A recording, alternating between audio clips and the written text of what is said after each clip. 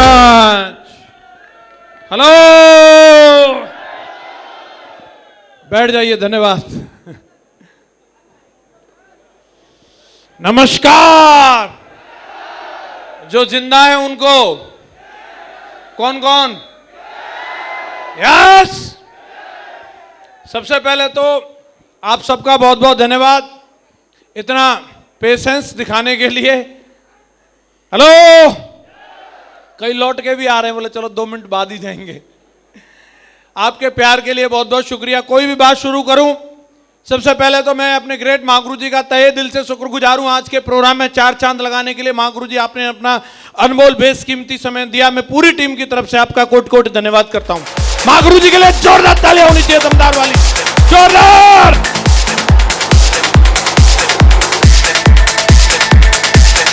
Thank you very much.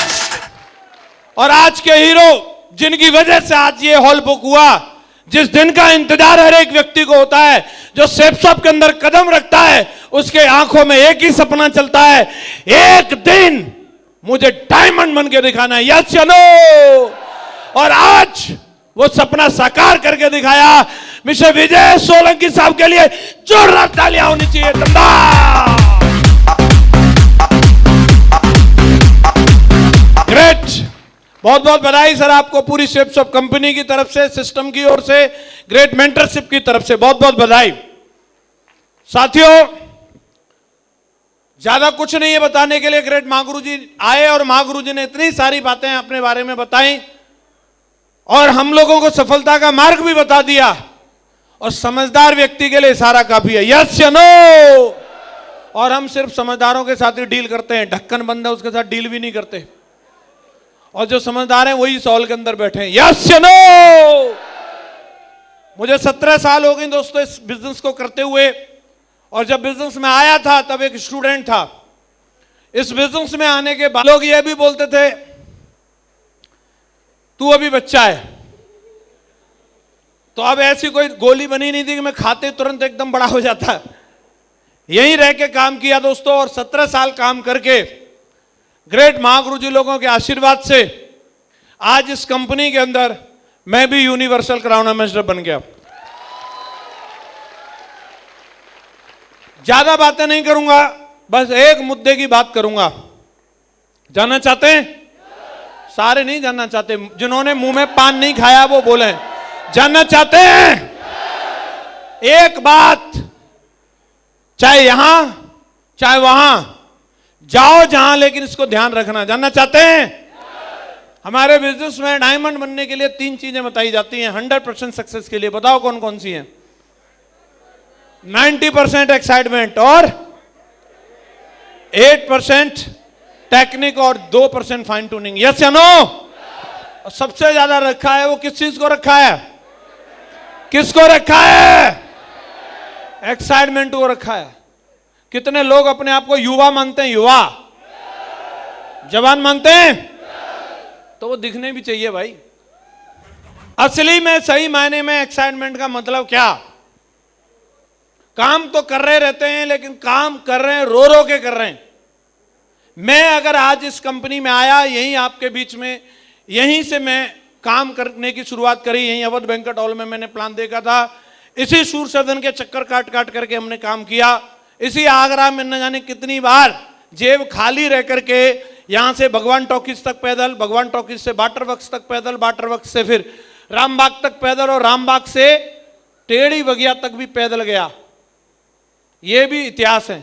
और मैं यहां कैसे आ गया? एक समय था जब हम लोग सादाबाद से आते थे, रेला भर भर के आता था।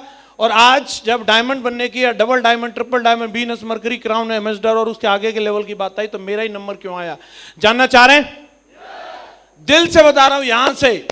और एक बात ध्यान रखना जिंदगी में हमेशा, बोलते हैं महागुरु जी लोग, काम होता है साला जोश की वजह से होता है। अपने काम के प्रति जोश होना चाहिए। जोश का मतलब सिर्फ चिल्लाना नहीं। बहुत सारे लोग बड़े अच्छे एक्टर होते हैं और उन्हें मालूम है कहां एक्टिंग करनी है, और वो एक्टिंग करके चले जाते हैं अपलाइन को इंप्रेस करने के लिए। हो हा हु हा।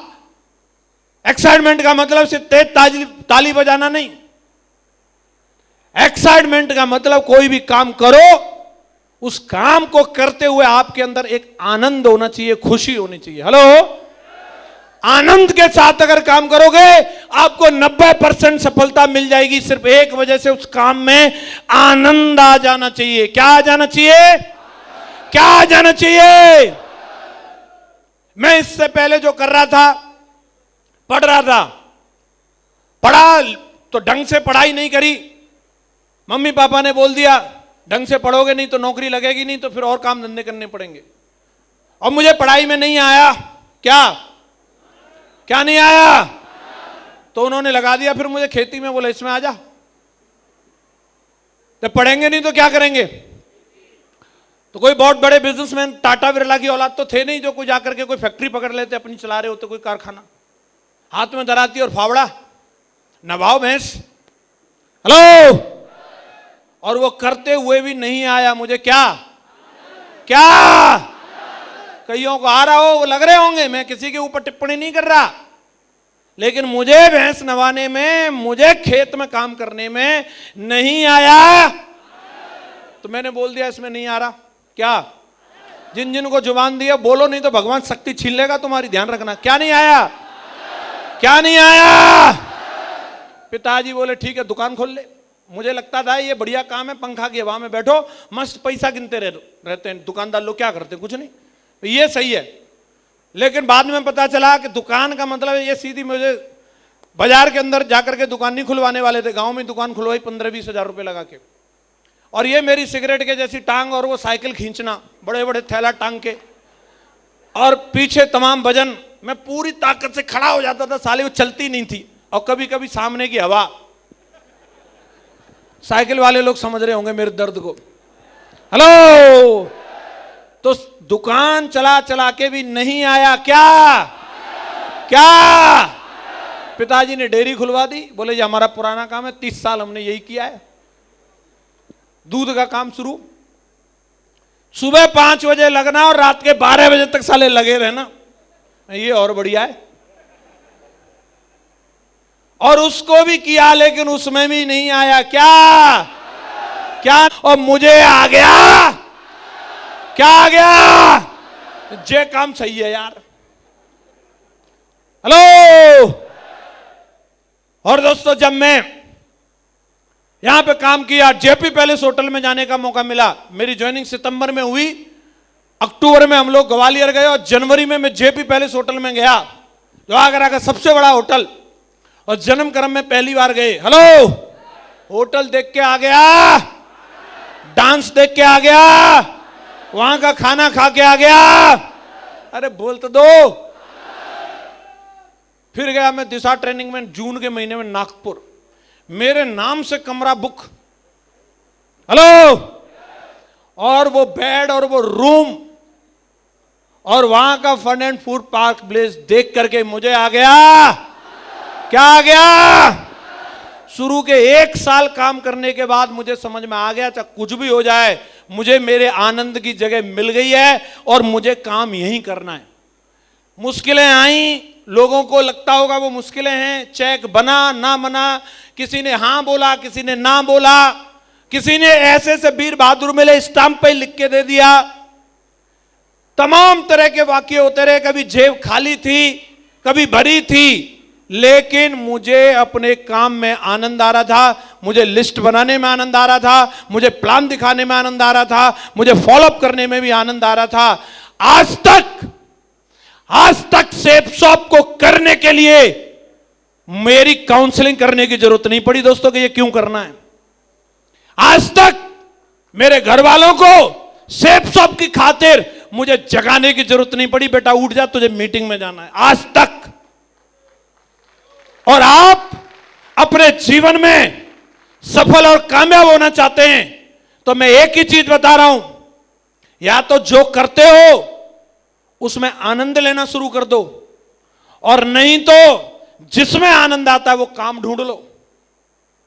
हेलो, और कई लोगों का क्या है कि जो करते हैं उसमें आनंद आ नहीं रहा, और जिसमें आनंद आता है वो मिला नहीं, और हाथ पे हाथ रखे बैठे रहते हैं। जरूरी नहीं है कि हर आदमी सचिन के जैसा कैरियर मिले, कि कुछ दिन काम किया और अरबपति बन गए। जरूरी नहीं है कि हर आदमी को बच्चन साहब के जैसा कैरियर मिले, जरूरी नहीं है हर आदमी महेंद्र सिंह धोनी बन जाएगा, जरूरी नहीं है कि हर आदमी नरेंद्र मोदी बन जाएगा। लेकिन एक बात जरूरी है कि हर काम में ऊंचाइयां हासिल की जा सकती है, बशर्ते उस काम के प्रति आपका डेडिकेशन और आपको उस काम में करने में आनंद आना चाहिए। लोग भाई साहब तबला बजा के साला नाम करके दुनिया में, बोलो हाँ कि ना। माधुरी दीक्षित को नाचने में आनंद आता है, वो 1.5 ठुमका सालम और ठुमका मार मार के वहां तक पहुंच गई। यस या नो। और कई लोग अब तक बहुत सारी चीजों को तलाश कर रहे थे और यहां आने के बावजूद यहां मौका मिला, फिर कुछ और तलाश करेंगे और उनकी जिंदगी आधी से भी ज्यादा निकल चुकी है और अभी भी वो जगह मिली नहीं है कि कहां उनको आनंद आने वाला है। तो इसका मतलब तुम निकम्मे भी हो सकते हो, क्योंकि भगवान ज्यादा मौके नहीं देता। मुझे चॉइसेस नहीं, पढ़ ले लिख ले, नहीं पढ़े, चलो खेती कर लो, बोले नहीं करेंगे, दुकान चला लो, नहीं चलाई, उसके बाद में डेयरी चला लो, नहीं, अब साला तेरे लिए फैक्ट्री खोलना है क्या मौके की। आखिरी मौका था सेफ शॉप और मेरी समझ में आ गया था इसमें तुझे आनंद लेना ही है। Hello hello. और मैंने इस काम को आनंद ले लेकर के किया और आज भी कर रहा हूं। मुझे सेफ शॉप को करने में इतना आनंद आता है, मैं हिंदुस्तान के किसी भी कोने में जाने के लिए तैयार हूं, किसी भी व्यक्ति से मिलने के लिए तैयार हूं। मैं अगर 3 दिन फ्री रह जाऊं तो बीमार हो सकता हूं, 30 के 30 दिन बिजी रह करके कभी बीमार नहीं हो सकता। यही वजह है कि पिछले 17 साल से आज तक मेरे बीमार होने की वजह से कोई मीटिंग कैंसिल नहीं हुई। ये मेरी बीमारी को भी मालूम है कि मीटिंग वाले दिन नहीं आना। हेलो, आप में से कितने लोग हैं जो आज के बाद सेफ शॉप को बड़े आनंद के साथ करने वाले हो? प्लान दिखाओगे आनंद से, फॉलोअप करोगे आनंद से, FIM करोगे आनंद से, मीटिंग में आओगे आनंद से। आपके चेहरे पे मुस्कुराहट रहनी चाहिए भाई साहब। आनंद है तो आनंद दिखना भी चाहिए, बोलो हाँ कि ना। एक ही ये महामंत्र है, अब जो होगा वो आनंद से ही होगा। आप अपने काम को छोटा काम मत मानिए दोस्तों। यही बिजनेस, यही काम करके आज मेरी वो औकात, वो हैसियत बन गई। साइकिल से आया था इस काम में, साइकिल से मैं आज इस बिजनेस में BMW तक पहुंचा दिया, BMW तक।